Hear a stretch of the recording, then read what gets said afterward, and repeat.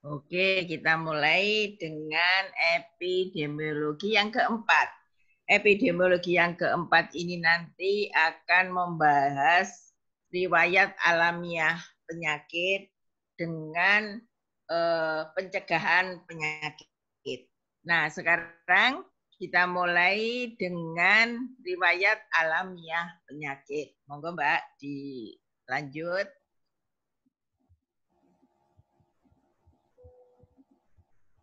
Nah, kita bicara mengenai riwayat alamiah penyakit.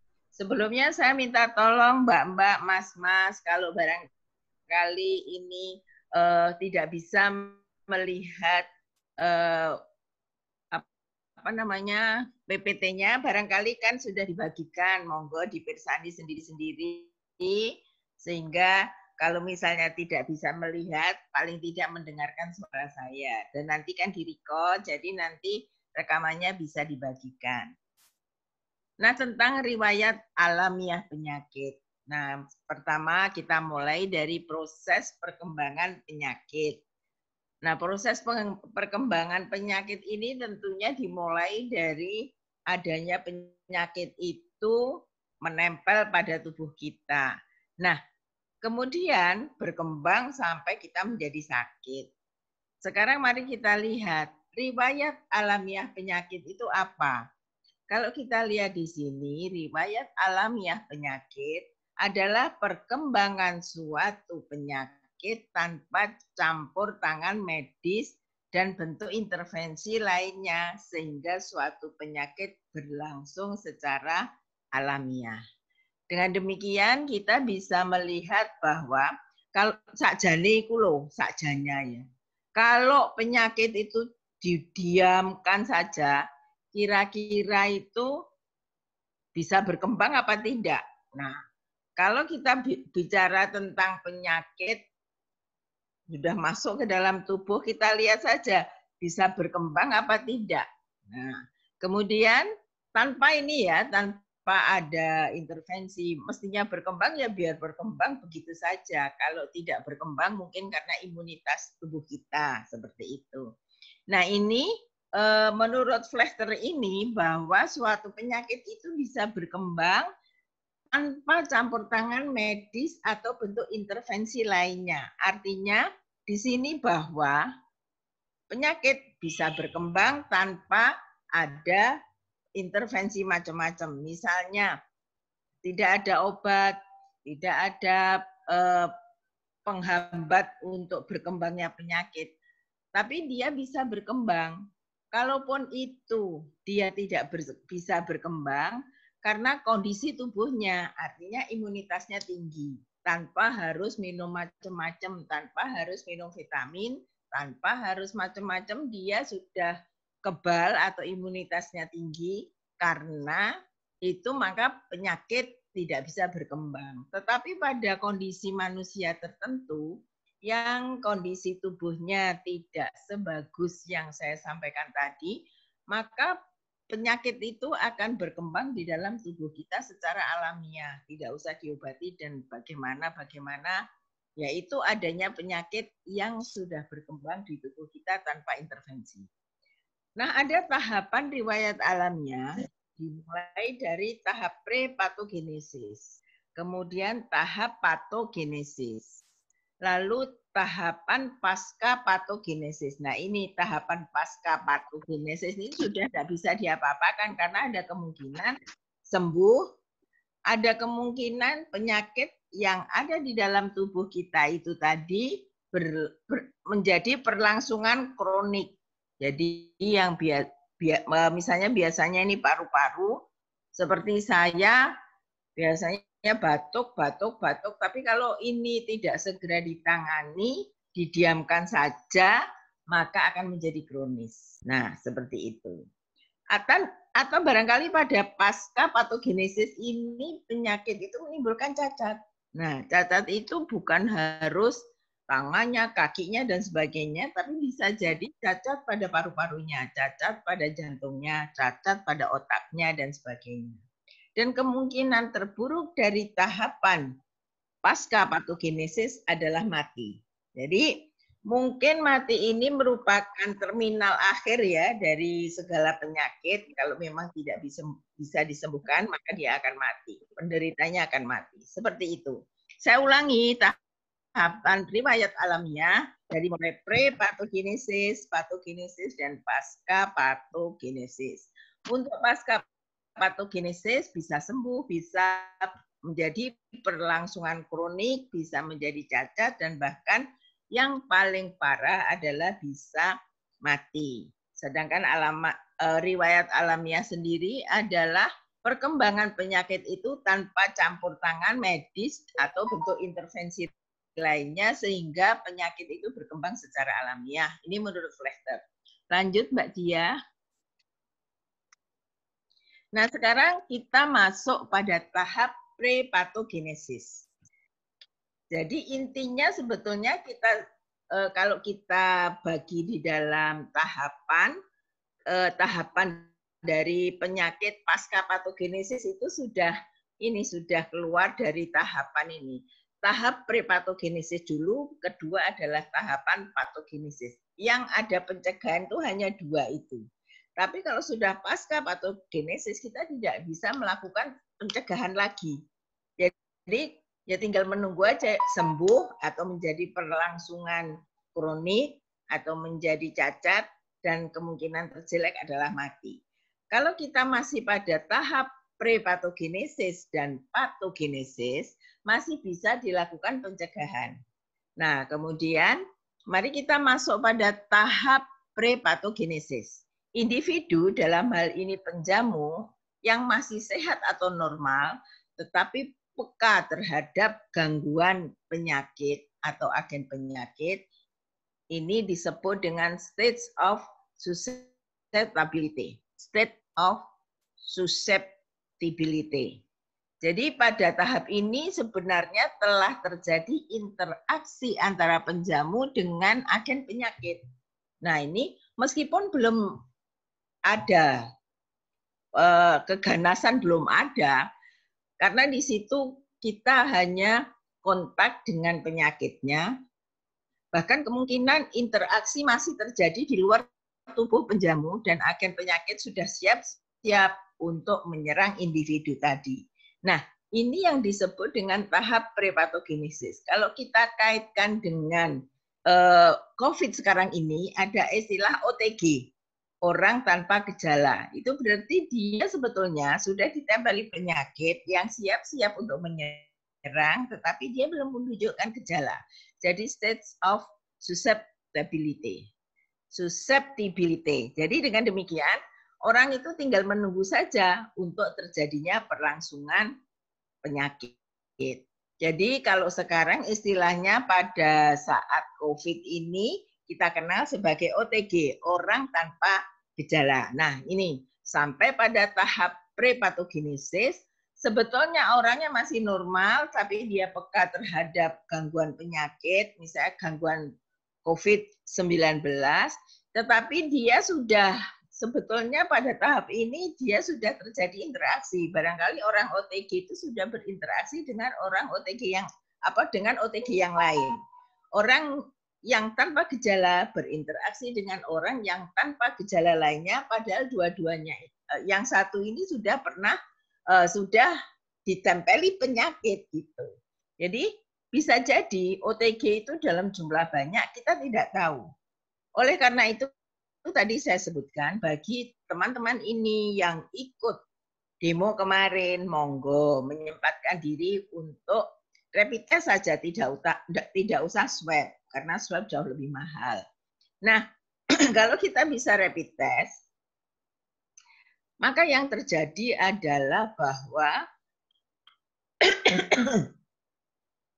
dengan kita menjadi orang tanpa gejala, lalu kita berkontak dengan orang lain, orang yang sehat pun ini nanti akan menjadi orang yang tertular yang tapi dia belum menunjukkan gejala. Jadi dia masih masuk pada tahap prepatogenesis. Pada saat ini belum ada tanda-tanda sakit pada tubuh penjamu sampai sejauh daya tahan masih kuat. Jadi bisa jadi kita itu sebetulnya sudah diserang COVID. Tetapi karena imunitas saya tinggi, saya olahraga, makanan saya bergizi, saya juga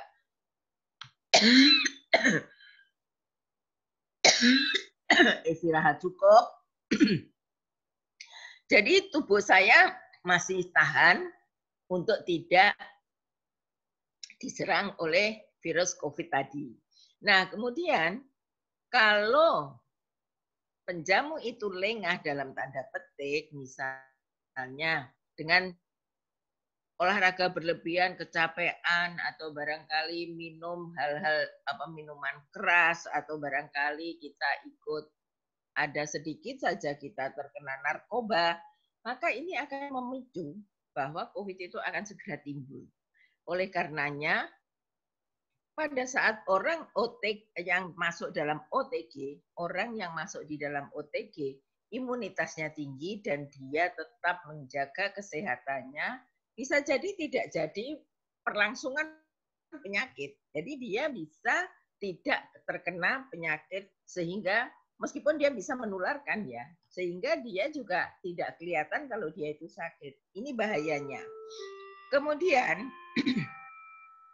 begitu dia lengah atau agen menjadi lebih ganas, bisa jadi agen lebih ganas ini dikarenakan adanya mutasi gen. Jadi gen dari agen ini berubah, terjadi mutasi gen. Atau barangkali menjadi ganas karena didukung oleh lingkungan yang menguntungkan. Tetapi kalau sudah artinya menguntungkan bagi ini ya, lingkungan yang menguntungkan bagi agennya, maka ini akan menimbulkan perlangsungan penyakit. Jadi di sini, namun begitu penjamu lengah dan agen menjadi lebih ganas, ditambah lingkungan yang tidak menguntungkan penjamu, tapi menguntungkan bagi penyakitnya, bagi agennya, maka keadaan segera berubah. Penyakit akan segera memasuki pada tahap berikutnya. Nah, oleh karenanya sebetulnya ada istilah dulu itu, kalau COVID itu sebetulnya kalau didiamkan aja ya sembuh sendiri. Ya sembuh sendiri kalau mengenai OTG, mengenai orang sehat sehingga menjadi OTG. Tapi OTG ini orang-orang yang termasuk dalam kategori OTG, dia menjaga imunitas dengan olahraga, makanan teratur, tidak kontak lagi dengan orang yang kena COVID, maka itu COVID akan mati dengan sendirinya. Dulu kan seperti itu, tapi ternyata karena ini juga terjadi keganasan yang meningkat, maka kita harus lebih hati-hati. Lanjut. Nah, yang kedua, kita masuk pada tahap patogenesis. Pada tahap patogenesis ini terdiri dari 4 tahapan.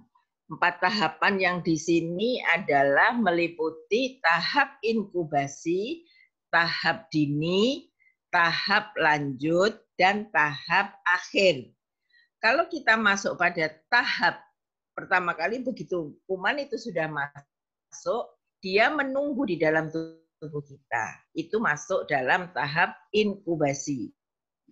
Masa inkubasi dari penyakit satu dengan penyakit lainnya berbeda-beda, tergantung dari jenis kumannya. Sama-sama diare, kita akan bisa melihat masa inkubasinya berapa hari. Kalau masa inkubasinya agak lama, bisa jadi itu typhoid, karena mesti melalui panas dan sebagainya. Kalau hari ini diare, karena kemarin baru ini mungkin kena salmonella, atau barangkali kena kuman yang lain yang menyebabkan amuba itu sering ini sekali, keras sekali kalau menyerang. Jadi cepat, masa inkubasinya pendek. Sama-sama diare, kalau penyebabnya berbeda, maka masa inkubasinya juga berbeda. Nah, apa itu masa inkubasi? Masa inkubasi adalah, Mbak ini saya lihat kok belum di-record ya Mbak? Mbak Dia, udah di-record belum? Udah sampai 100 ini. Takutnya nanti teman-teman yang nggak masuk kuota, dia nggak bisa dengar. Ampun, Bu. Sudah itu, Bu. Sudah direkod. Sudah direkod. Oke. Nggih, matur nuwun Mas Hendi, Mbak Diah, matur nuwun. Pada tahap inkubasi merupakan tenggak waktu antara masuknya agen penyakit ke dalam tubuh penjamu yang peka terhadap agen penyakit sampai timbulnya gejala penyakit. Dan waktunya ini berbeda-beda antara satu penyakit dengan penyakit lainnya. Tadi sudah saya sampaikan sama-sama diare, kalau penyebabnya berbeda, maka masa inkubasi juga berbeda. Oleh karenanya, kalau kita lihat mulai dia kemasukan time of onset-nya kapan, timbul gejalanya kapan, kita bisa menentukan kira-kira kuman yang masuk ke dalam tubuh penderita ini kuman yang mana dengan melihat tahap inkubasi. Nah, masa inkubasi ini berguna untuk informasi diagnosis, untuk identifikasi jenis penyakitnya, ini seperti itu. Lanjut Mbak Dia. Kemudian berikutnya adalah tahap dini. Tahap dini ini adalah tahap dimulai dengan munculnya gejala penyakit yang kelihatannya masih ringan-ringan saja. Tapi sudah mulai menjadi masalah karena telah terjadi gangguan patologis walaupun masih dalam masa subklinik atau biasa orang menyebutkan stage of subclinical disease. Jadi penyakit yang sudah masuk tetapi mulai menjadi masalah. Misalnya ini demam saja dulu. Kita kalau demam, kita tidak tahu sebetulnya yang masuk itu apa ke dalam tubuh kita. Tapi sudah ditengarai dengan adanya demam, adanya pusing, misalnya seperti itu. Kalau sekarang ini kaitannya dengan COVID, ditengarai dengan batuk, ditengarai dengan sesak, misalnya seperti itu. Ini masih tahap dini, karena apa? Karena penyakit itu agen penyakit itu sudah masuk dan sudah menimbulkan gangguan patologis, tetapi masih dalam masa subklinik atau kalau bahasa Maduranya disebut stage of subclinical disease. Nah, bila memungkinkan pada tahap ini, diagnosis sudah harus ditegakkan secara dini. Kalau diagnosis sudah ditegakkan secara dini, misalnya melalui lab dan sebagainya, kalau memang penyakitnya, misalnya typhoid dengan panas sekian hari, sudah kelihatan itu, oh dia typhoid. Dan ini kalau sudah gejalanya sudah masuk pada tahap lanjut, ini akan sulit untuk penanganannya. Pada saat ditemukan masih pada tahap subclinical disease, jadi kalau pada tahap subclinical disease ini sudah ketemu, maka akan gampang ditemukan prompt treatment-nya. Treatment yang tepat atau pengobatan yang tepat dan akan segera sembuh. Tetapi kalau ini sudah masuk pada yang C ini, tahap lanjut, pada tahap lanjut ini penyakit bertambah jelas dan mungkin bertambah berat dengan gejala kelainan patologi dan gejalanya itu sudah jelas dan gejalanya sehingga disebut dengan stage of clinical disease. Tadi masih pada tahap dini itu pada tahap subklinik sehingga biasa disebut dengan subclinical disease. Stage of subclinical disease. Tapi pada saat ini sudah berkembang, bertambah jelas gejalanya dan bertambah berat penyakitnya, misalnya mula-mula batuk, kemudian sesak nafas, sampai terengah-engah. Nah ini berarti kalau itu kena COVID ini sudah sampai pada tahap lanjut. Penyakit sudah menunjukkan kelainan klinik yang jelas sehingga diagnosis relatif lebih mudah. Jadi langsung kelihatan sakitnya apa. Coba kalau masih pada tahap, oh ini masih sesak, masih batuk, sesak. Bahkan sekarang pada tahap berikutnya kehilangan kemampuan untuk mengecap rasa. Nah, Kalau sudah seperti itu berarti kita harus hati-hati. Nah, ini sudah masuk pada tahap yang lanjut. Penyakit sudah menunjukkan kelainan klinik yang jelas sehingga diagnosisnya gampang ditegakkan.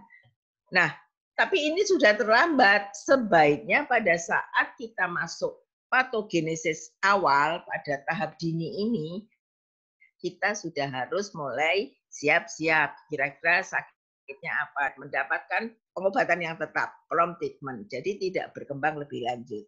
Even sudah berkembang lebih lanjut atau pada stage of clinical disease, maka pasien ini harus juga punya optimisme yang tinggi. Karena apa? Itu dengan imunitas dan optimisme yang tinggi secara psikologis dia bisa meningkatkan daya tahan tubuh.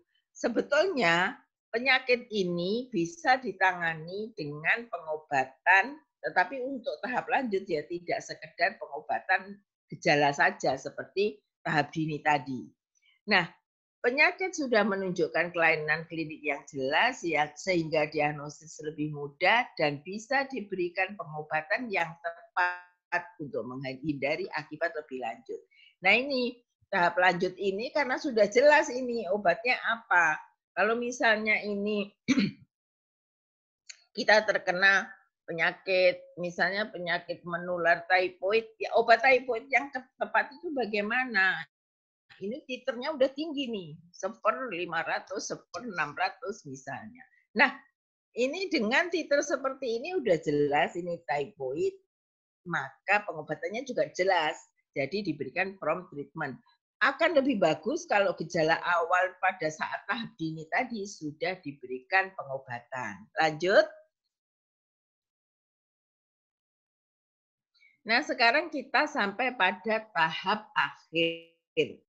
Pada tahap akhir, ini berakhirnya perjalanan penyakit, ini ada 5 macam keadaan. Tadi sudah saya sebutkan, sembuh sempurna. Artinya agen hilang, tubuh menjadi sehat. Ini yang dikatakan sembuh sempurna. Oleh karenanya kalau saudara mendoakan teman yang sakit, ya Allah berikan kesembuhan sempurna untuk temanku si fulan.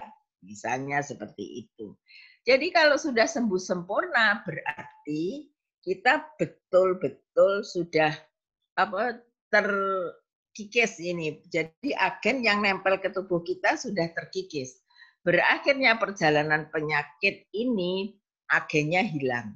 Tubuhnya menjadi sehat. Ini yang diharapkan pada periode tahap lanjut tadi mendapatkan prompt treatment lalu menjadi sembuh. Tetapi bisa jadi sembuh dengan cacat. Agen penyakit hilang, penyakitnya sudah tidak ada, tapi tubuh tidak pulih sepenuhnya, meninggalkan bekas gangguan yang permanen berupa cacat. Nah, bisa jadi cacat itu kalau itu kelihatan mata terjadi sikatrik misalnya, atau barangkali kecacatan tubuh lainnya. Misalnya kalau polio, orang ininya sudah kumannya sudah tidak ada, tapi meninggalkan cacat yaitu kelumpuhan, misalnya seperti itu. Sebetulnya ini sembuh, tetapi dengan kecacatan itu diusahakan sebetulnya masih bisa diusahakan untuk sembuh sempurna. Akan tetapi tentunya juga tergantung dari kondisi dari pasiennya masing-masing. Sehingga sembuh dengan cacat ini agennya memang hilang, tetapi penyakitnya sudah tidak, dan penyakitnya sudah ada, tetapi tubuh tidak bisa pulih sepenuhnya. Nah, kemudian karier ini tumbuh penjamu pulih, namun agen penyakit masih ada di dalam tubuh tanpa memperlihatkan gangguan. Nah, ini yang bahaya. Jadi bisa jadi kita itu sudah sembuh, sudah pulih dari penyakit. Namun agen penyakitnya itu masih belum hilang dari tubuh kita. Dan ini menjadi kita kelihatan sehat, tidak ada gejala sakit lagi. Ini yang kemudian membahayakan bagi kita sendiri maupun bagi orang lain. Contohnya apa? Typhoid atau tifus yang tidak diobati dengan sempurna, maka orang yang sakit tifus tadi menjadi karier.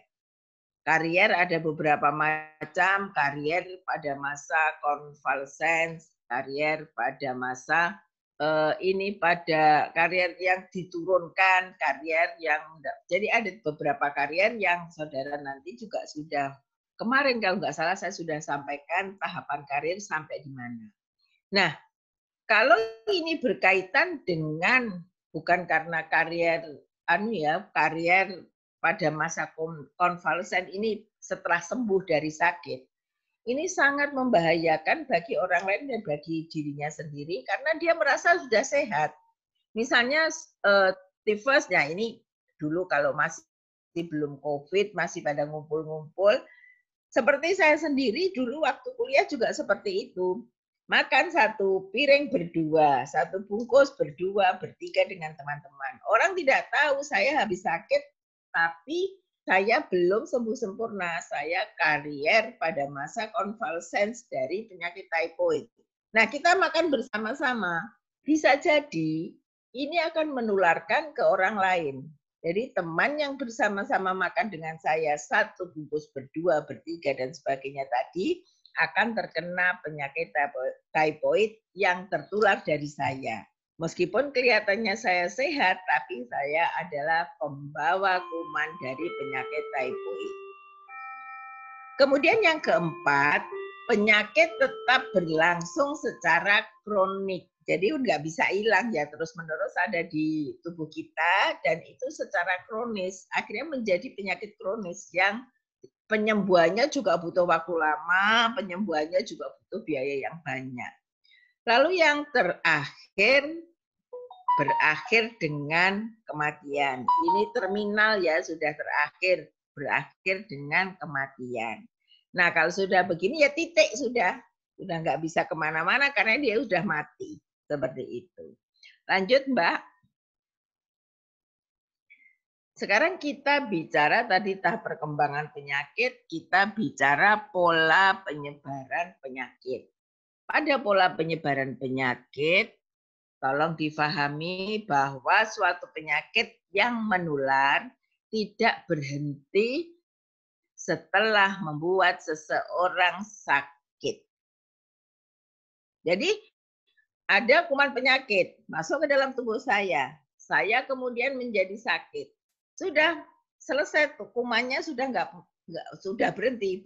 Bukan seperti itu kondisinya. Setelah menyelesaikan suatu rangkaian kejadian sehingga seseorang sakit, maka pada saat yang sama penyakit dan kumannya dapat berpindah dan menyebar kepada orang lain atau bahkan masyarakat. Ini yang membahayakan. Demam berdarah. Jadi kalau ada virus dengue masuk ke dalam tubuh kita, kondisi situasinya memungkinkan ada vektornya, Aedes aegypti juga ada. Kalau saya sudah sakit bukan berhenti di sini, tapi kalau saya digigit oleh Aedes aegypti, maka Aedes aegypti itu akan keliling menggigit orang lain dan virus itu akan berpindah. Seperti itu. Itu kalau penyakit menular yang ditularkan oleh binatang, ada vektornya. Tetapi ada penyakit yang menular langsung. Misalnya penyakit menular seksual. Salah satu dari pasangan, jadi apa suami atau istrinya ini terkena PMS. Misalnya salah satu terkena PMS dan kemudian melakukan hubungan suami istri dengan pasangannya, ini akan gampang menyebar. Jadi penularan penyakit ini bukan hanya misalnya itu gonore. Gonore bukan berhenti pada misalnya suaminya saja. Tetapi kalau suami itu melakukan hubungan intim dengan istrinya akan menular pada istrinya. Begitu seterusnya. Apalagi kalau suaminya ini nakal, dari sini pindah ke sini, pindah ke sini. Yang terjadi penyebarannya tidak berhenti menyebar meluas seluruh masyarakat. Seperti itu. Dalam perjalanan penyakit, kuman masuk ke penjamu baru melalui pintu masuk tertentu. Ini saya salah menulis ya. Ini bukan portal of entry, tapi port of entry. Kalau portal, portal de entry. Jadi ini tolong diganti aja port of entry. Yang satunya port of exit. Jadi bahasanya kita bahasa Inggriskan semua biar sama. Port of entry dan port of exit. Nggak usah pakai de ya. Jadi ini bukan bahasa Yunani. Nah, dalam perjalanan penyakit, kuman masuk ke penjamu baru melalui pintu masuk tertentu atau port of entry, dan kalau mau pindah ke penjamu lain, maka keluar melalui pintu yang disebut, pintunya juga pintu tertentu yang disebut dengan port of exit. Nah, gitu ya. Jadi port of entry dan port of exit. D-nya ini sekalian diganti Mbak, of exit. Port of entry dan port of exit. Sip. Atur nuwun Mbak Diah. Pintu masuk dan pintu keluar tersebut misalnya bisa pintu masuknya kulit, lalu saluran pernapasan, lalu saluran pencernaan, saluran kemih. Itu pintu masuk. Atau justru yang ini bisa sebagai pintu keluar. Misalnya pada penyakit orofekal, yang penyakit rutenya orofekal dari mulut kemudian ke dubur. Misalnya ini kita kenal dengan kolera. Penyakit kolera masuk melalui mulut. Kita makan makanan yang terkontaminasi bakteri kolera. Nah, ini jadi dari kuman kolera yang masuk ke dalam tubuh kita, keluarnya melalui apa? Keluarnya bukan melalui kulit, bukan melalui saluran pernafasan, tetapi melalui saluran pencernaan, yakni keluar melalui dubur, berbentuk feses tadi. Sehingga rute dari penyakit kolera, penularannya adalah orophageal route, dari mulut masuknya, dari mulut, keluarnya melalui fesesnya. Dan yang menularkan nanti fesesnya. Misalnya penularannya feses dihinggapi oleh lalat, lalat kemudian menghidapi makanan, makanan terkontaminasi, dimakan orang lain, dan seterusnya. Nah, ini yang kemudian dalam perjalanan penyakit ada port of entry tertentu dari penyakit A yang tidak akan sama dengan port of entry dari penyakit B. Sama dengan port of exit-nya juga sama. Port of exit penyakit A tidak selalu sama dengan port of exit penyakit B. Misalnya kalau yang tadi pernafasan masuk melalui saluran pernafasan, penularannya melalui droplet. Nah, bisa seperti itu. Lanjut pada slide nomor 8. Sebagai contoh, kebanyakan cacing masuk melalui oral dan keluar melalui dubur atau saluran pencernaan. Ini tadi kalau saya sebutkan kolera, tapi cacing hal yang sama. Sehingga kalau kita terkena penyakit yang disebabkan oleh parasit cacing, pasti rutenya sama dengan kolera tadi, orophageal route. Rutenya dari mulut keluar melalui dubur. Pengetahuan tentang jalan masuk ini penting untuk epidemiologi. Kenapa? Karena dengan pengetahuan ini dapat dilakukan penghadangan. Jadi penghadangan dari jalur ini kira-kira di stop di mana supaya dia perjalanan penyakit ini berhenti. Jadi dilakukan penghadangan dalam tanda petik ya, perjalanan kuman masuk ke tubuh manusia. Misalnya untuk menghadang cacing invasi ke penjamu baru, bisa dilakukan penghadangan dengan cuci tangan sebelum makan.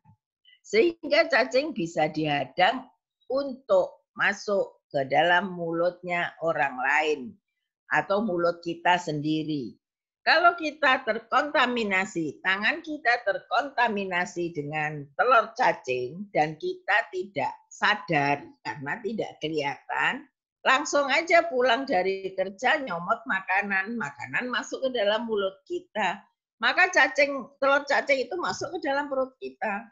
berkembang terus sehingga cacing itu telur menjadi larva. Lalu kalau nanti akan menular, dia akan keluar lagi melalui dubur kita. Nah, ini yang dari tadi saya sebutkan rutenya adalah orovekal, dari oral keluar menjadi ke fekal. Nah, port of exit-nya adalah dubur. Nah, kemudian sedangkan pintu keluar bermanfaat untuk menemukan kuman untuk tujuan identifikasi atau diagnosis. Jadi pintu keluarnya ini bermanfaat untuk menemukan kumannya itu kuman apa untuk tujuan identifikasi atau diagnosis. Makanya kalau orang yang dulu waktu saya masih bekerja di Dinas Kesehatan Kota Bandung, itu selalu saja kalau di daerah endemis kemarin kita sudah menyebutkan yang endemis itu selalu saja ada di daerah itu, dilakukan rectal swab. Jadi harus diperiksa rektalnya, di swab, lalu diperiksa di laboratorium. Kira-kira kuman dari kolera ada apa tidak. Nah, ini di sini bisa menentukan, kadang bukan hanya kolera saja, akan ditemukan kuman-kuman lain yang mengiringi kuman kolera, yang memperparah sehingga diarenya gak waras-waras. Contohnya kuman TBC keluar melalui batuk. Penemuan kuman TBC dilakukan dengan penangkapan kuman yang ada di batuk atau pada saat kita batuk atau dahaknya. Oleh karenanya pada saat kita akan mendiagnosis suatu penyakit yang kita curigai itu adalah TB paru, maka biasanya dahak awal, dahak pertama itu akan diperiksa sebelum terkontaminasi dengan yang lain-lain. Itu akan ketat sekali menunjukkan bahwa memang dia pasien yang kita ambil dahak awalnya tadi, dahak pertamanya tadi memang dia terkena penyakit TB. Nah ini loh, apa sih gunanya port of entry dan port of exit. Ini tolong difahami, barangkali nanti keluar di dalam ujian kita. Nah, berikutnya kita lanjutkan dengan slide yang ke-9. Manfaat riwayat alamiah. Nah, dari riwayat alamiah penyakit diperoleh beberapa info. Tadi apa yang disebut riwayat penyakit? Adalah bahwa penyakit itu kalau masuk di dalam tubuh tidak perlu diintervensi, tidak perlu diobati, dia akan berkembang begitu saja. Kalaupun tidak berkembang itu karena imunitas tubuhnya, tubuh penjamunya, seperti itu. Dari riwayat alamiah penyakit diperoleh beberapa info tentang masa inkubasi atau masa laten. Nah ini, sebetulnya kalau kita lihat, masa inkubasi itu apa? Tadi kan sudah disebutkan masa inkubasi mulai masuknya penyakit ke dalam tubuh kita sampai menimbulkan gejala. Itu yang disebut dengan masa inkubasi atau masa laten. Masa inkubasi bisa lama, bisa sebentar, tergantung dari kuman penyakitnya. Misalnya kalau saudara kontak dengan orang yang terkena penyakit kusta, tidak dalam waktu dekat saudara terdeteksi penyakit kusta. Karena masa inkubasinya bisa 10 sampai 15 tahun. Akan kelihatan saudara sakit kusta atau tidak setelah 10 atau 15 tahun lagi. Baru sadar dulu saya kena penyakit kusta di mana. Nah, seperti itu. Tapi ada juga yang masa inkubasinya sebentar, misalnya 1 hari, bahkan hitungan jam. Oleh karenanya akan sangat bermanfaat sekali untuk masa inkubasi ini diketahui dengan melihat riwayat alamiah penyakit. Kemudian yang kedua, ada info tentang kelengkapan keluhan atau simptom yang menjadi bahan informasi dalam menegakkan diagnosis. Simptomnya apa? Biasanya orang nih kalau sakit ya pusing, lalu panas, sumer, ya. Sebetulnya jangan berhenti sampai di situ. Kita lihat lagi, kita periksa laboratorium, periksa periksa darahnya, kita periksa yang lainnya, maka akan kelihatan sebetulnya kuman yang masuk ke dalam tubuh kita itu jenis apa. Kemudian lamanya dan beratnya keluhan yang dialami penderita. Dengan adanya riwayat alamiah penyakit, kita bisa mengetahui lamanya dan beratnya keluhan yang dialami oleh penderita. Karena penderita tadi belum diobati apa-apa, kemudian menyebar sampai sejauh apa, berkembangnya penyakit sampai seberat apa tanpa diobati, maka akan kelihatan lama dan beratnya keluhan yang dialami oleh penderita. Ini bisa menentukan obatnya harus apa, kuman yang menempel itu apa, dengan melihat riwayat alamiah penyakit. Kemudian kejadian bisa diketahui info tentang kejadian menurut musim. Kapan penyakit lebih sering terjadi. Nah, ini agak menyimpang dari ini, saya cerita berkaitan dengan demam berdarah. Ternyata siklus demam berdarah itu juga bisa berubah. Dulu yang dikatakan demam berdarah akan ada outbreak. Yang dikatakan outbreak seperti kejadian luar biasa, epidemi atau wabah demam berdarah, berat itu setelah 5 tahun sekali. Jadi misalnya dulu itu tahun 94 itu ada outbreak demam berdarah. Kita sudah memprediksi tahun 99 akan ada outbreak lagi. Akan ada epidemi lagi, akan ada wabah lagi setelah 5 tahun. Karena siklusnya seperti itu, siklik ya. Tapi berikutnya setelah terjadi mutasi gen, belum sampai 5 tahun sudah pecah KLB-nya. Kenapa kok bisa demikian? Ya siklusnya sudah berubah. Jadi virusnya menjadi lebih ganas, virus dengue ini. Menjadi lebih ganas. Jadi yang bukan harapan ya, kita prediksi 5 tahun lagi akan ada kuman ya akan ada KLB atau kejadian luar biasa atau yang biasa disebut dengan wabah demam berdarah. Tapi ternyata belum sampai 5 tahun sudah pecah KLB-nya. Nah, ini sangat menyulitkan dalam pemberantasan. Karena kalau sudah siklik kita sudah, ini beberapa tahun itu mulai tahun 80-an itu sudah kita tengarai setiap 5 tahun sekali mesti terjadi outbreak demam berdarah.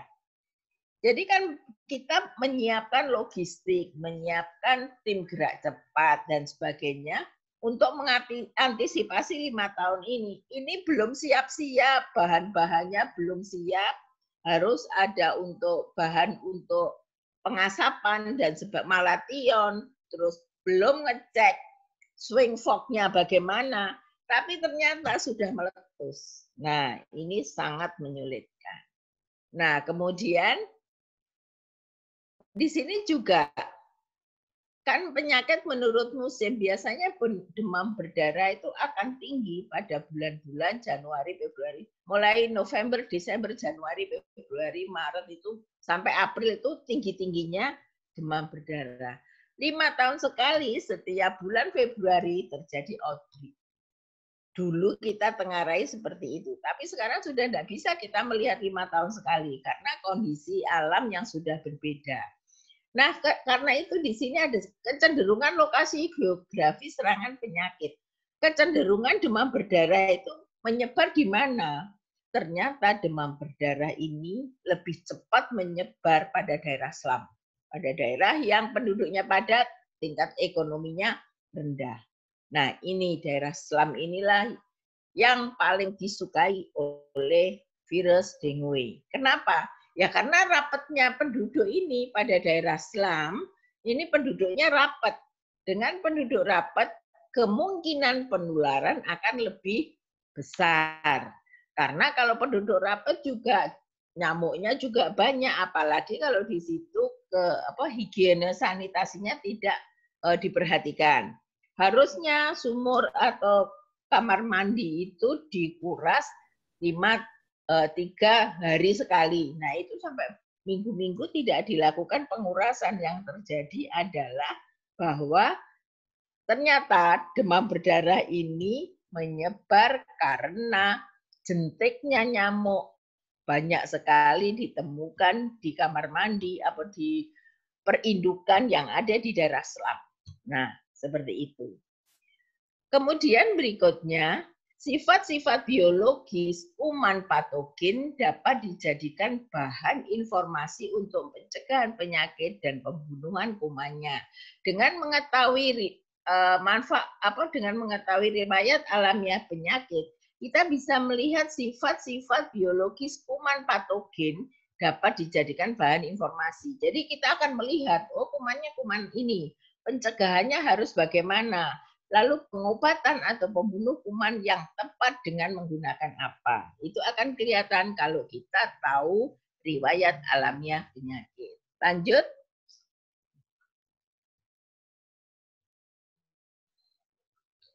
Nah, kalau kita lihat manfaat riwayat alamiah penyakit bila dilihat dari aspek lain dari penyakit.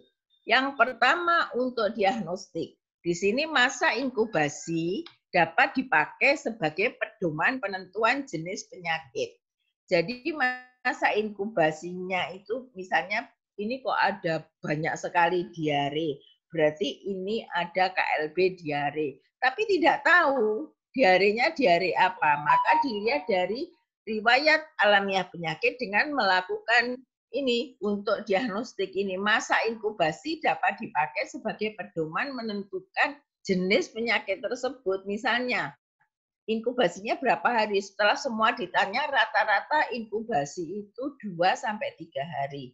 Oh, berarti ini diare karena misalnya kolera. Oh, ini agak lebih cepat. Oh, ini disentri karena amoeba, disentri basiler. Nah, ini akan segera diketahui kalau riwayat alamiah diketahui dari masa inkubasinya tadi. Kira-kira berapa hari masa inkubasinya, berapa jam masa inkubasinya, maka bisa ditentukan kuman apa yang sedang berkembang di dalam KLB tersebut.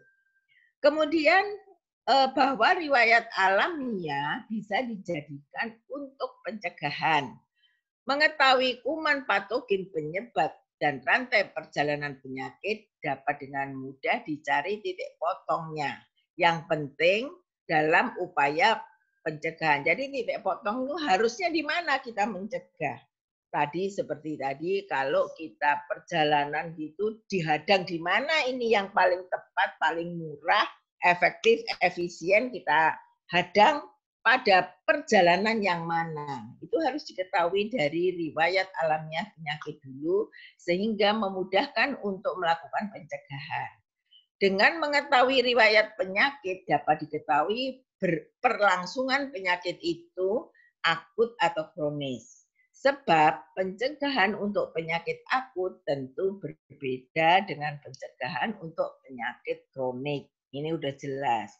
Jadi tadi riwayat alamiah penyakit kalau dari aspek lain yang kita lihat dari penyakit itu gunanya untuk apa? Untuk menentukan diagnostik, apalagi kalau pada saat KLB. Yang kedua adalah untuk pencegahan. Mengetahui pencegahan yang tepat, efektif, dan efisien, murah, itu dicegah di mana, dihadang di mana, supaya dicegah di mana supaya ini tidak menyebar, seperti itu. Lalu untuk terapi, pada tahap perjalanan awal penyakit, terapi ini yang tepat, terapi yang tepat, prompt treatment sudah perlu diberikan. Lebih awal terapi akan lebih baik hasilnya hasil yang didapatkan. Tadi pada saat masih masa ini penularan dini, jadi perlangsungan dini tadi akan lebih cepat dapat pengobatan yang tepat, ini akan lebih cepat sembuh. Jadi pada masa infeksi yang masih dini dengan mendapatkan diagnosa yang tepat dan mendapatkan treatment yang tepat akan lebih mudah sembuh. Kemudian pada tahap perjalanan awal penyakit, terapi tepat sudah perlu diberikan. Lebih awal terapi akan lebih baik hasil yang didapatkan. keterlambatan diagnosis akan berakibat pada keterlambatan terapi. Makanya sekarang ini banyak sekali alat-alat penegakan diagnosa yang mempercepat seorang dokter untuk melakukan diagnosa suatu penyakit. Misalnya, sekarang sudah berkembang banyak sekali, kalau misalnya ini jantung yang tersumbat di mana, maka dilakukan dengan pemeriksaan MSCT, multi slices. Jadi setiap inci dari jantung, bukan inci, setiap milimeter dari jantung kita dilihat. Kira-kira di mana terjadi penyempitan atau terjadi penyumbatan. Seperti itu. Jadi adanya alat-alat penunjang diagnostik yang sekarang lebih maju banget, ini bisa mengurangi keterlambatan menemukan keterlambatan diagnosis sehingga tidak akan terjadi keterlambatan di dalam melakukan terapi. Berikutnya, lanjut pada slide yang ke-11. Tadi saya sebutkan dari awal bahwa kita bicara tentang riwayat alamiah penyakit tadi. Yang kedua adalah upaya pencegahan penyakit. Nah, ada 3 fase tadi, fase prepatogenesis, fase patogenesis, dan pasca patogenesis. Nah, yang untuk saudara ketahui, yang bisa dilakukan pencegahan hanya pada fase prepatogenesis dan fase patogenesis. Jadi, kalau sudah pasca patogenesis sudah tidak perlu lagi dilakukan pencegahan. Karena apa? Karena itu akibatnya bisa sembuh sampai berakhir dengan kematian tadi. Ada berlangsungan kronik, ada kecacatan, dan sebagainya. Kalau sudah begitu, sudah nggak bisa dicegah. Itu sudah akibat akhir pasca patogenesis. Yang bisa dilakukan pencegahan adalah fase patogenesis dan fase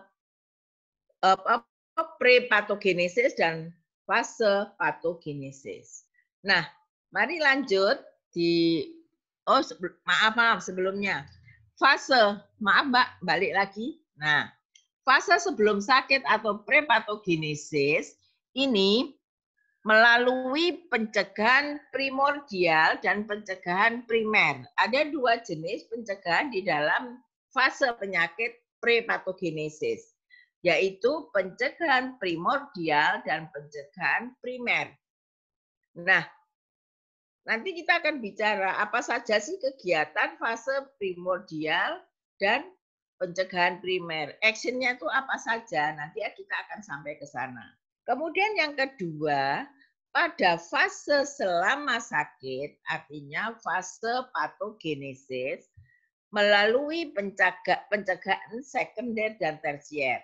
Intinya, pencegahan itu ada pencegahan primordial, pencegahan primer, pencegahan sekunder, dan pencegahan tersier.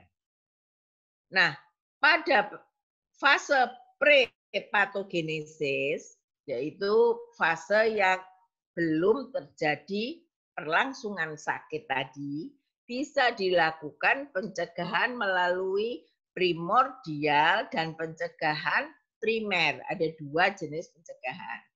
Kalau penyakit sudah berlangsung atau kita sampai pada patogenesis fase, maka pencegahan yang bisa dilakukan adalah pencegahan sekunder dan pencegahan tersier. Seperti itu. Untuk gampangnya, mari kita lihat diagram berikutnya. Nah ini.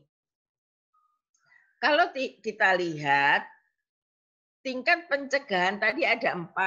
Primordial, primary, secondary, dan tertiary. Jadi tingkat pencegahan ada 4 macam. Primordial, pencegahan primordial, pencegahan primary, pencegahan secondary, dan pencegahan tertiary.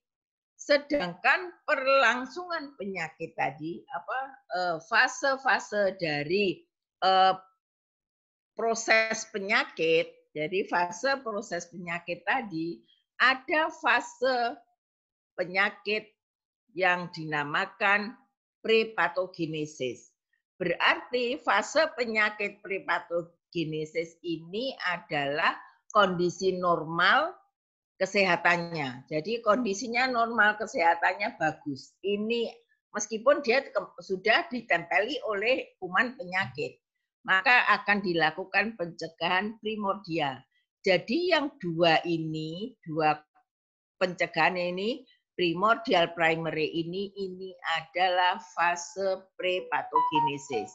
Kondisi fase prepatogenesis ini juga ada dua macam.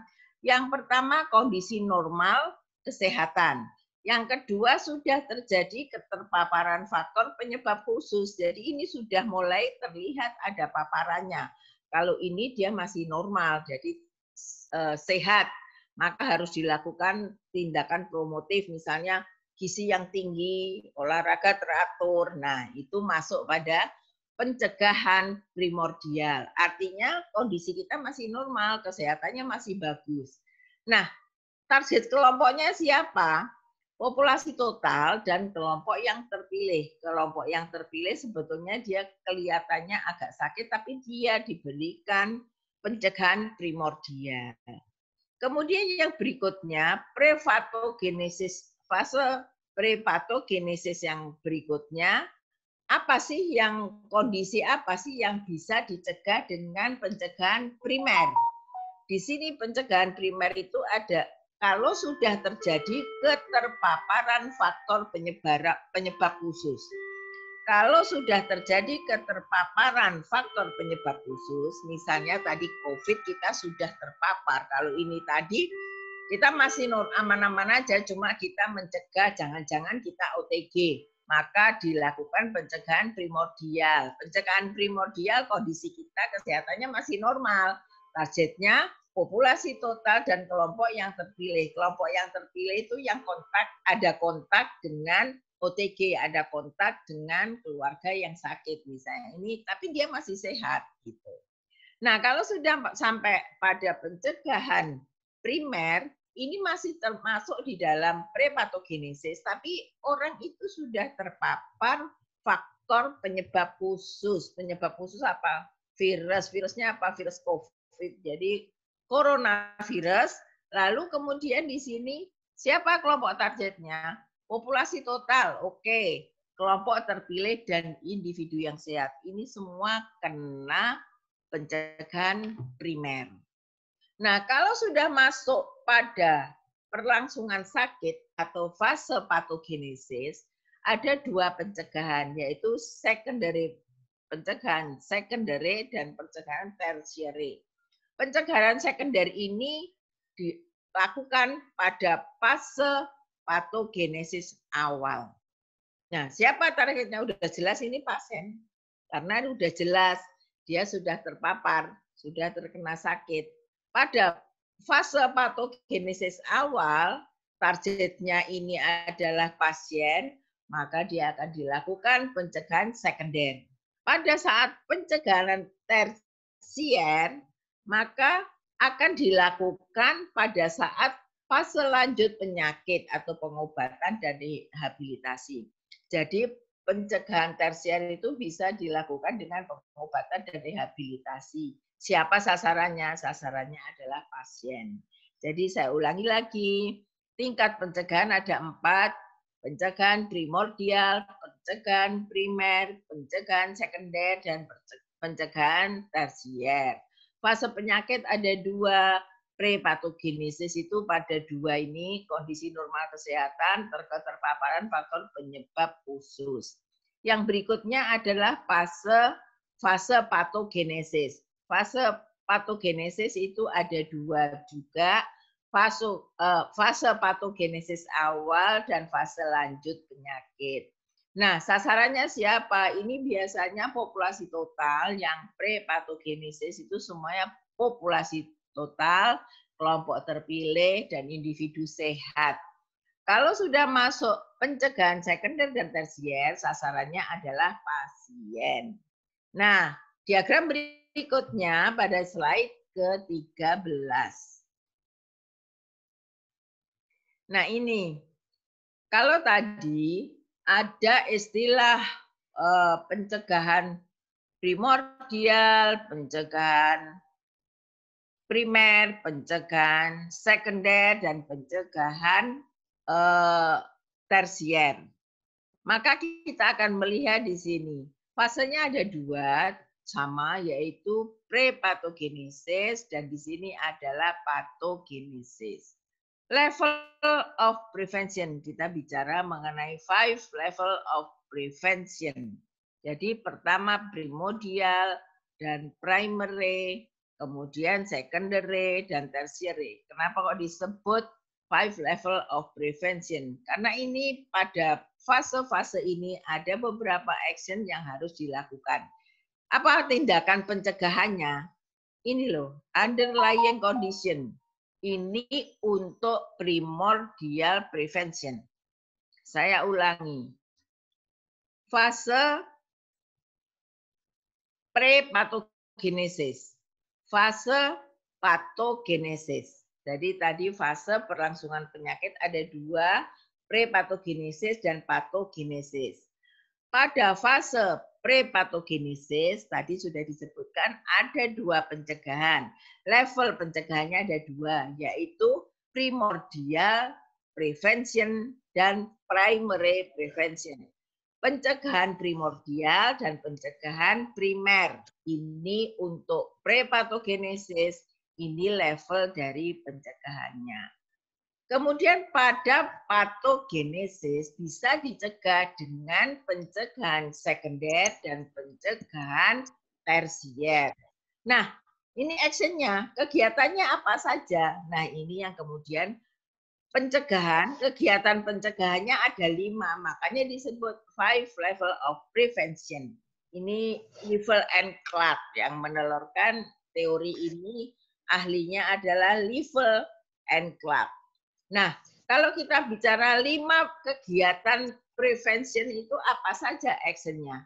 Yang pertama, underlying condition ini merupakan primordial prevention.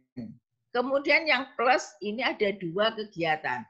Primary prevention, action atau kegiatannya adalah health promotion dan general and specific protection. Saya ulangi, untuk prepatogenesis, level prevensinya, level pencegahannya adalah primordial dan primer. Kegiatannya apa saja? Untuk yang primordial, kegiatannya adalah underlying condition. Untuk primary prevention, kegiatannya adalah health promotion dan general and specific protection. Sedangkan pada fase patogenesis ada dua pencegahan, yaitu pencegahan sekunder atau secondary prevention dan pencegahan tersier atau tertiary tertiary prevention. Kegiatannya apa saja? Pada fase patogenesis secondary prevention, kegiatannya adalah early diagnosis and prompt treatment, diagnosa dini dan pengobatan yang tepat. Sedangkan pada fase patogenesis untuk kegiatan pencegahan tersier atau tertiary prevention yang dilakukan adalah disability limitation dan rehabilitation. Ini yang ini kegiatannya ini, yang ini kegiatannya ini, yang ini kegiatannya ini. Oleh karenanya disebut 5 level of prevention oleh Liefel dan Clark. Ini di sini ada 5 itu yang mana? Ini underlying condition, health promotion, general and specific protection, ini sudah ada 3. Yang keempat adalah early diagnosis and prompt treatment. Yang kelima adalah disability limitation dan ini ada rehabilitation. Ini menyatu ini. Mari kita lihat sekarang apa saja sih actionnya. Monggo Mbak lanjut. Nah ini ada pada fase patogenesis, ini kita lihat sebetulnya primordial prevention yang tadi kegiatannya adalah underlying condition, itu kegiatannya apa saja? Yang pertama, pemakaian makanan bergizi, artinya makan makanan bergizi, rendah lemak jenuh. Lalu pengendalian pelarangan merokok. Nah, ini kira-kira mahasiswa Fikes ini ada yang merokok apa enggak? Kalau masih ada yang merokok, ya cek nemeni. Ya, ada enggak yang rokok nih, Mas-mas? Enggak ada ya? Banyak. Banyak paling ya. Iya, Mbok ya sudah, enggak usah ngerokok. Karena efeknya lebih jelek kalau kita banyak ngerokok. Ini saya mau nanya aja, Mas Diki ngerokok pora? Rokok itu Bu. Hah? Ngerokok itu Bu. Merokok, ya wes mulai sekarang dikurangi. Nah ini banyak lagi. Siapa mas-mas ini? Yang ini Biagi Wildan. Nah, Mas, rokok pora, Mas? Mboten Bu. Bener ya, alhamdulillah kalau nggak ngerokok. Nah, monggo kita lanjut ya. Jadi ini pemakaian makanan bergizi artinya kita mengkonsumsi makanan bergizi rendah lemak jenuh. Lalu mengendalikan pelarangan merokok. Lalu pencegahan hipertensi. Merokok ini ada hubungannya dengan hipertensi, demikian juga dengan lemak jenuh. Kalau kita makanannya tinggi lemak jenuh, akibatnya akan masuk pada hipertensi juga dan berakhir pada jantung. Nah, berikutnya lagi pengendalian peningkatan polusi udara. Nah, ini sudah menjadi tanggung jawab bukan hanya ini loh ya, tanggung jawab bukan hanya pada pemerintah untuk mencegah peningkatan polusi udara. Dimulai dari kita. Bagaimana kita membantu pemerintah agar tidak meningkat polusi udara di sekitar kita. Ini banyak sekali yang bisa kita lakukan. Nah, apa misalnya? Coba kalau kita punya sampah, kemudian dibakar di lingkungan kita, apa yang terjadi? Itu yang kecil saja. Maka banyak asap yang masuk ke rumah-rumah tetangga kita, yang kalau tetangga kita itu punya penyakit asma dan itu akan segera kambuh. Itu ya. Lalu promosi aktivitas fisik, termasuk health promotion adalah olahraga. Upayakan setiap hari rutin melakukan olahraga. Ini yang dimaksud dengan primordial prevention level, karena orangnya masih sehat. Kemudian yang berikutnya, monggo Mbak dilanjut. Kita masuk pada primary prevention level. Artinya pencegahan yang primer. Ini ada dua macam, yaitu health promotion dan general and specific protection. Nah, sekarang health promotion itu apa? Promosi kesehatan.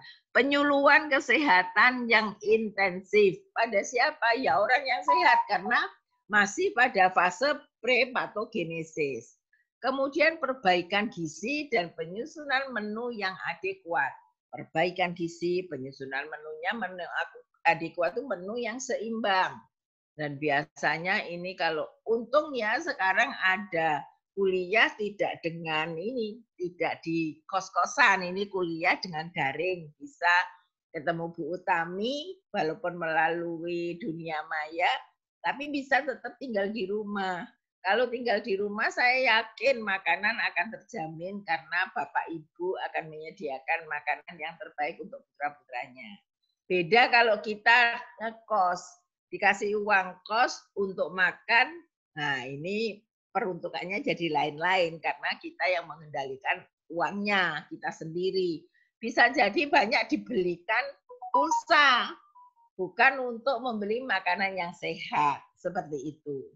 Kemudian pembinaan dan pengawasan balita, anak, dan remaja. Saudara masih termasuk dalam remaja ini. Jadi pembinaan dan pengawasan balita, anak, dan remaja. Ini menjadi bukan saja tugas dari sekolah di mana balita, anak dan remaja ini bersekolah, tetapi lebih besar yang bertanggung jawab adalah orang tua. Kemudian perbaikan perumahan sehat, ada indikator tersendiri perumahan sehat itu. Jadi pencahayaan harus berapa lumen, udara yang masuk itu jendelanya harus berapa meter dan sebagainya. Kemudian kesempatan memperoleh hiburan yang sehat. Kenapa kok hiburan ditempatkan di sini? Karena termasuk pada pencegahan primer. Dengan kita mendapatkan hiburan, maka akan bisa meningkatkan imunitas. Ini yang penting. Kemudian nasihat perkawinan dan pendidikan seks yang bertanggung jawab. Kalau nanti mas-mas, mbak-mbak sudah jadi calon pengantin pria maupun calon pengantin wanita, ini mesti ada nasihat perkawinan bagaimana yang baik sebagai seorang suami dan istri dan juga pendidikan seks yang bertanggung jawab.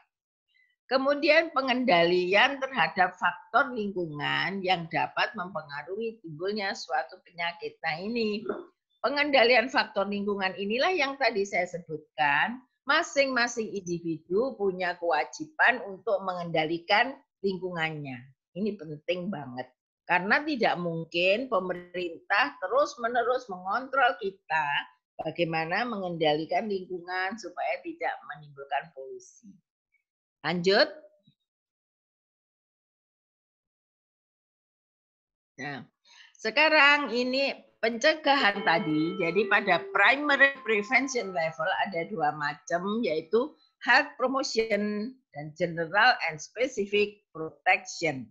General and specific protection. Jadi perlindungan yang umum maupun perlindungan yang khusus. Misalnya imunisasi. Imunisasi ini termasuk pada specific protection. Karena imunisasi itu tergantung penyakitnya. Jadi bukan berarti satu jenis vaksin bisa digunakan untuk seluruh penyakit.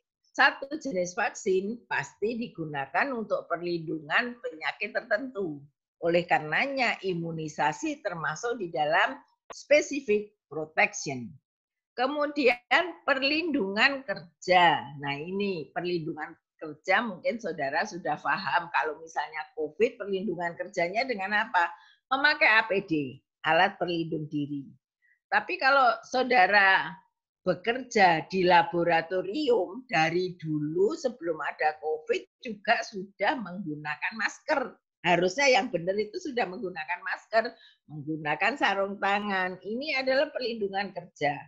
Beda lagi perlindungan kerja yang proyek. Harus pakai apa? Harus pakai overall, harus pakai helm proyek dan sebagainya. Ini yang disebut dengan APD, alat pelindung diri untuk bekerja. Kemudian pengendalian sumber-sumber pencemaran. Kalau kita bicara pengendalian sumber-sumber pencemaran, pencemaran itu ada beberapa macam. Ada pencemaran udara, pencemaran air, lalu pencemaran yang macam-macam yang bisa mendukung berkembangnya suatu penyakit. Pencemaran air misalnya. Oleh karenanya sekarang ini ketat sekali AMDAL, analisis mengenai dampak lingkungan. Ini ketat sekali diterapkan. Rumah sakit boleh beroperasi kalau sudah AMDAL-nya ini sertifikat AMDAL-nya AMDAL yang advance. Ada tingkat ada lokasi pengolahan limbah tersendiri. Nah, pengolahan limbah ini perlu karena supaya tidak mencemari penduduk yang ada di sekitar rumah sakit tersebut seperti itu. Kemudian ini dari pengendalian kalau itu rumah sakit, pengendalian udara misalnya. Nah, sekarang sedang ini ceritanya pakai sepeda pancal. Ini sangat mendukung, adanya COVID sangat mendukung karena banyak yang sepedaan. Sepeda ini mengurangi tingkat polusi udara. Kemarin waktu di Jakarta dilakukan PSBB pertama kali, tidak ada mobil yang lewat, tidak ada sepeda motor yang lewat, maka udara di Jakarta kelihatan dari waktu di syuting dari atas, udaranya cerah.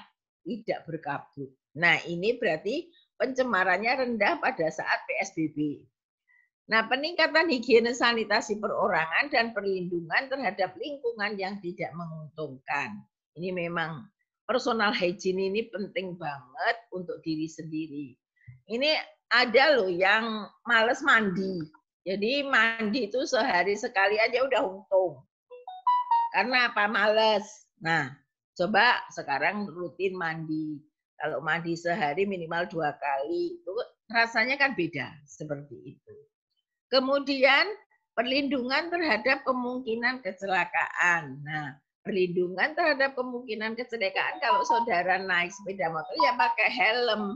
Helmnya juga helm yang memang betul-betul bisa melindungi kita, bukan sekedar helm yang ditempel itu tanpa mengaitkan ininya yang pengait yang ada di leher kita seperti itu. Perlindungan terhadap bahan-bahan bersifat alergi dan karsinogenik. Ini penting juga. Apa dikira enak-enakan ya makan sate, kemudian sering makan sate. Ternyata sate itu pada saat terjadi pembakaran yang gosong ini harus dibuang makanya.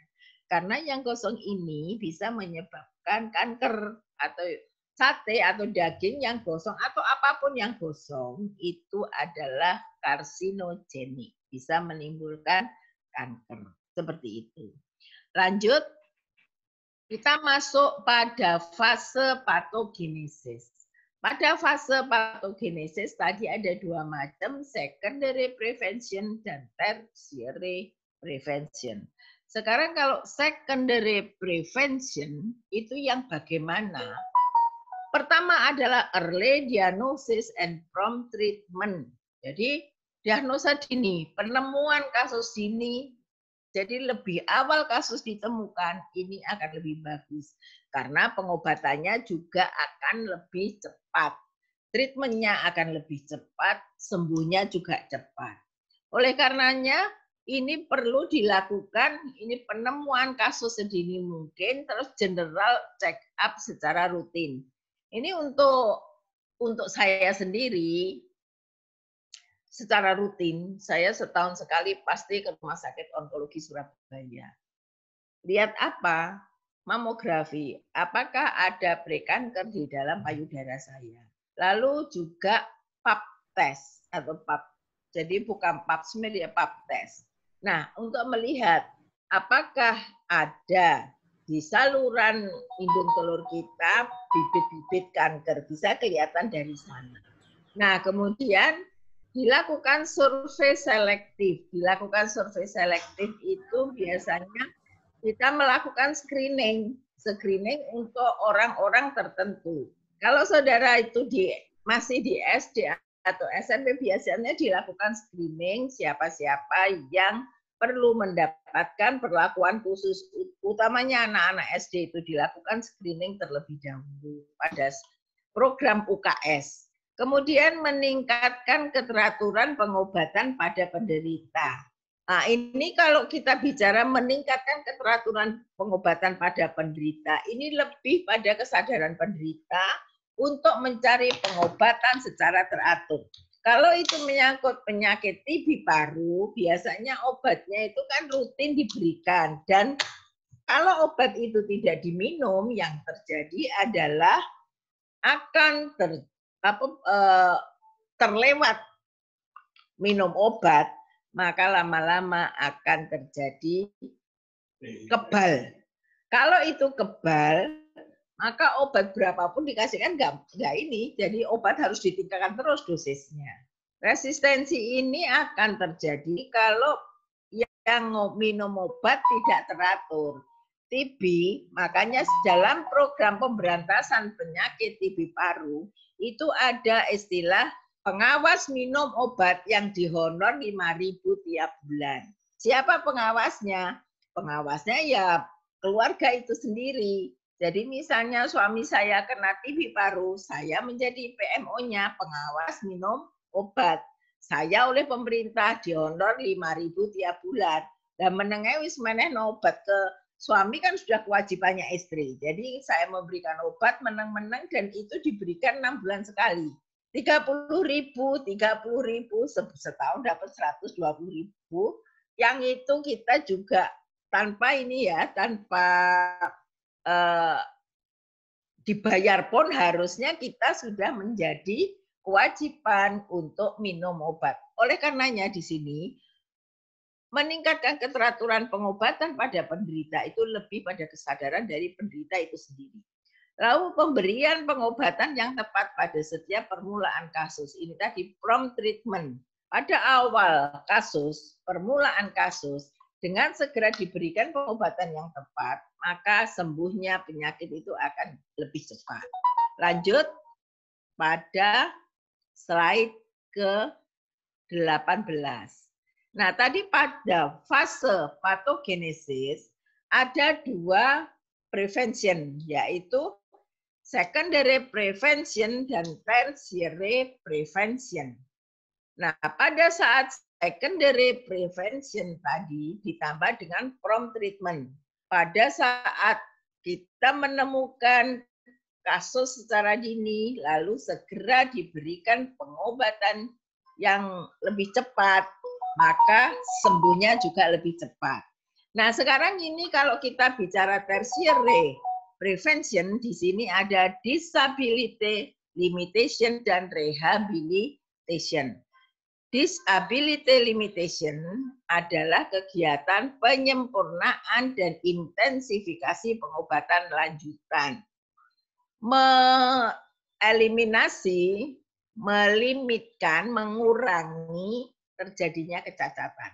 Disability limitation, mengurangi terjadinya kecacatan. Dan ini di sini dengan kegiatan apa? Penyempurnaan dan intensifikasi pengobatan lanjutan. Penyempurnaan pengobatan dan intensifikasi pengobatan lanjutan supaya tidak terjadi resistensi atau supaya tidak terjadi kecacatan. Lalu berikutnya pencegahan terhadap komplikasi maupun cacat setelah sembuh. Nah, kecacatan ini bisa jadi kecacatan pada organ dalamnya. Wah, aneh ini, angel ini. Sekarang kalau kita kecacatan itu terjadi pada organ dalam, ini harus lebih hati-hati. Karena apa? Di sini pencegahan terhadap komplikasi maupun cacat terhadap sembuh, yang organ dalam kita kan tidak ketok moto, gitu. Hanya bisa dilihat kalau kita melakukan penunjang diagnosa tadi, apa itu di USG, apakah itu kemudian ada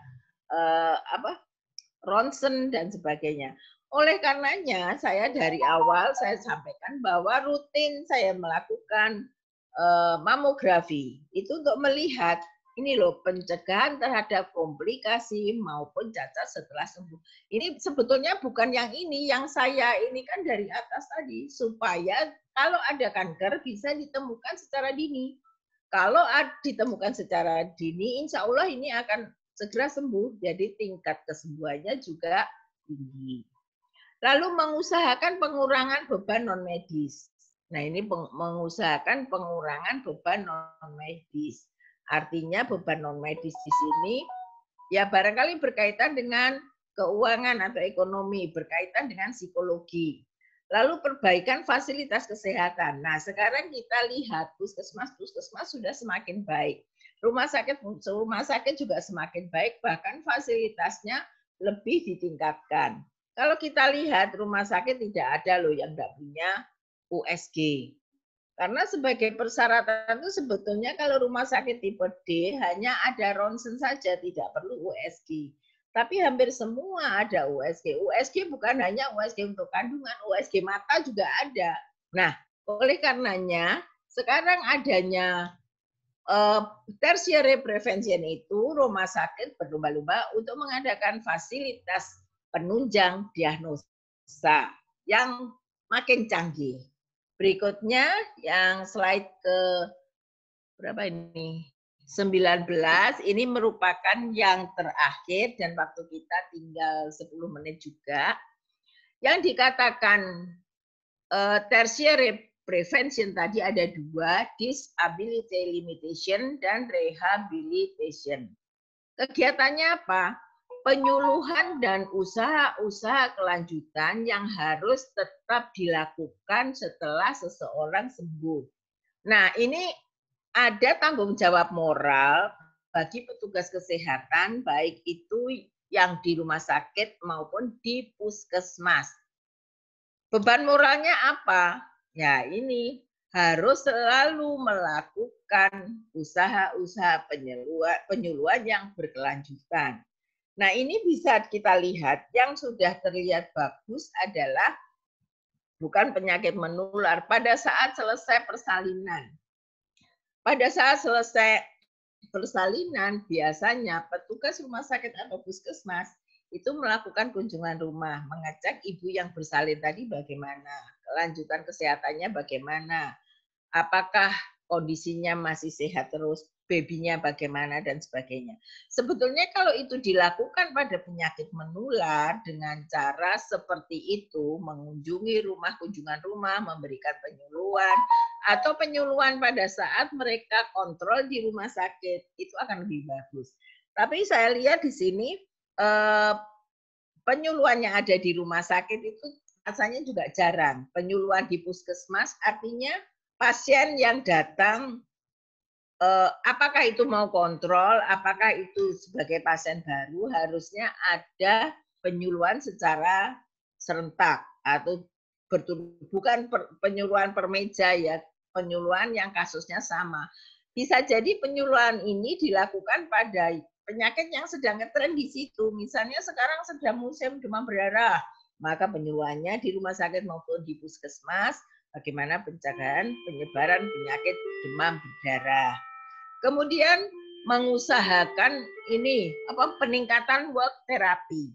Nah, peningkatan work therapy ini kalau kita sudah bekerja, apa yang harus dilakukan work therapy ini?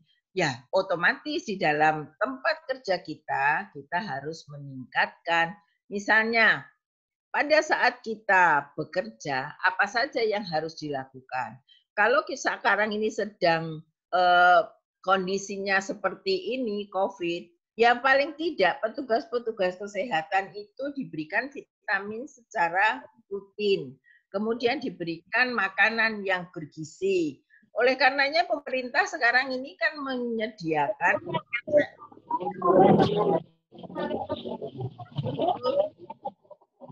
Mas Diki di-mute dulu ya. Nah, kalau makasih Mas ya, mudah-mudahan banyak.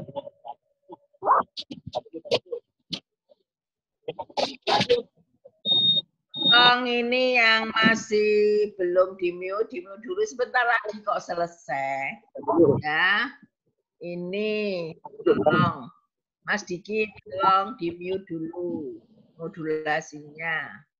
Nah, kalau kita melihat work therapy bukan hanya vitamin, tetapi juga APD dipenuhi. Kemudian harus istirahatnya cukup. Kemudian apalagi makanan terjamin. Pada ini pemerintah sudah memberikan apa saja yang harus diberikan bagi petugas kesehatan pada saat penanganan pandemi COVID ini. Kemudian mengusahakan perkampungan rehabilitasi sosial, ini khusus untuk penyakit-penyakit tertentu. Kemudian mengembangkan lembaga-lembaga rehabilitasi dengan mengikut sertakan masyarakat. Karena peran serta masyarakat ini sangat dibutuhkan dalam segala sisi, baik itu dari sisi preventif, promotif, maupun rehabilitatif. Nah, apa yang harus dilakukan oleh masyarakat? Yaitu mengembangkan lembaga-lembaga rehabilitasi dengan mengikut sertakan masyarakat itu. Bisa jadi yayasan-yayasan yang di sini khusus untuk mengurus orang-orang yang disabel.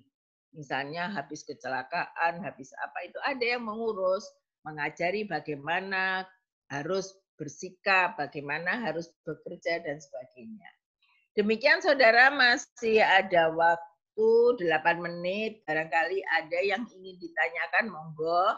ini kuliah saya sudah selesai untuk pertemuan yang keempat ini, tapi saya masih membuka kesempatan barangkali Anda ada yang ingin bertanya. Saya persilahkan. Tafadhol.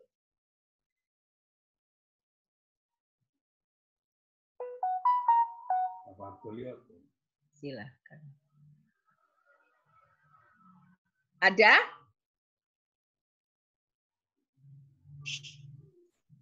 Baik. Kalau sudah tidak ada yang bertanya, kita akan ketemu lagi pada hari dan jam yang sama minggu ke depan, pertemuan yang kelima. Kita akan ada 8 pertemuan. Nanti yang terakhir kita lakukan seperti Kapita Selecta, sehingga saudara bisa review apa saja yang ditanyakan. Nanti sepintas saya berikan apa saja toh kisi-kisi yang akan dikeluarkan di dalam UAS. Tapi saudara harus belajar benar karena ini soalnya adalah multiple choice dengan 20 soal. Nah, 20 soal multiple choice. Saya tidak ngoreksi, yang ngoreksi pihak akademik. Nggak tahu 20 apa 30 soal. Saya kemarin informasi yang saya terima dari Buluh Titi itu 20 soal. Tapi kok ada yang bilang 30 soal. Whatever lah, pokoknya saudara belajar pasti insya Allah bisa. Demikian saudara, terima kasih atas perhatiannya. Kurang lebihnya saya mohon maaf. Dan kalau ada hal yang masih kurang jelas, bisa menghubungi saya melalui WhatsApp. Nomor HP saya ada di Mbak Robiah. Terima kasih. Wassalamualaikum warahmatullahi wabarakatuh.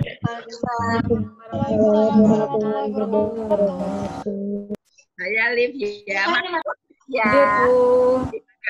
Iya, terima kasih Mbak Robia yang sudah mengasisteni saya. Wassalamualaikum warahmatullahi wabarakatuh. Waalaikumsalam warahmatullahi wabarakatuh.